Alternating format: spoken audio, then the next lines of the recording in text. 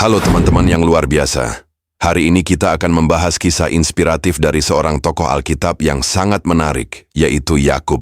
Yakub lahir sebagai anak kedua dari Ishak dan Ribka, dan merupakan saudara kembar Esau. Nama Yakub sendiri berarti pemegang tumit atau penipu. Sejak dalam kandungan, sudah ada pergumulan antara kedua saudara ini, seperti yang tertulis dalam Kejadian pasal 25 ayat 22-23. Dalam budaya pada masa itu, anak sulung memiliki hak istimewa untuk mendapatkan berkat khusus dari ayahnya. Namun Yakub, dengan bantuan ibunya menggunakan kelicikannya untuk mendapatkan hak kesulungan dari Esau dengan menukarnya dengan semangkuk sup kacang merah. Tidak hanya itu, Yakub juga menipu ayahnya yang sudah tua dan buta untuk mendapatkan berkat yang seharusnya diberikan kepada Esau. Akibatnya, ia harus melarikan diri dari rumah karena Esau berniat membunuhnya. Dalam pelariannya ke rumah pamannya Laban, Yakub mengalami perjumpaan pertama dengan Tuhan di Betel. Dalam mimpi, ia melihat tangga yang ujungnya sampai ke langit dengan para malaikat yang naik turun. Di sana Tuhan berjanji akan menyertai dan memberkatinya. Kejadian pasal 28 ayat 13-15. Selama 20 tahun di rumah Laban, Yakub mengalami berbagai pergumulan. Ia bekerja 14 tahun untuk mendapatkan Rahel yang dicintainya dan mengalami penipuan dari Laban.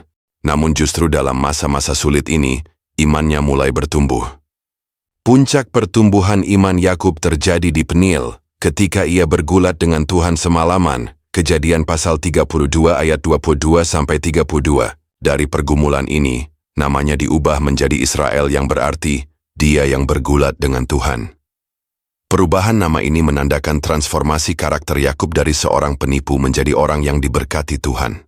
Ada beberapa pelajaran berharga yang bisa kita petik dari kisah Yakub. Pertama, Tuhan bisa mengubah karakter seseorang. Dari seorang penipu, Yakub diubah menjadi bapa leluhur bangsa Israel yang diberkati Tuhan. Kedua, perjumpaan pribadi dengan Tuhan adalah kunci transformasi hidup.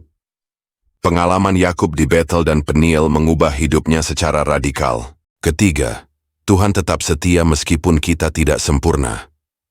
Meski Yakub sering berbuat salah, Tuhan tetap menepati janjinya. Keempat, pergumulan hidup adalah bagian dari proses pendewasaan iman.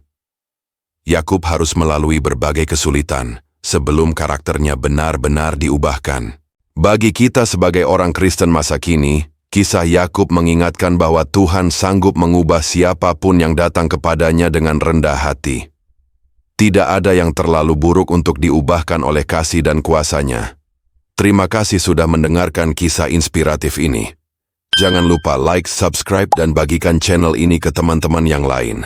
Sampai jumpa di video berikutnya dengan kisah inspiratif lainnya dari Alkitab.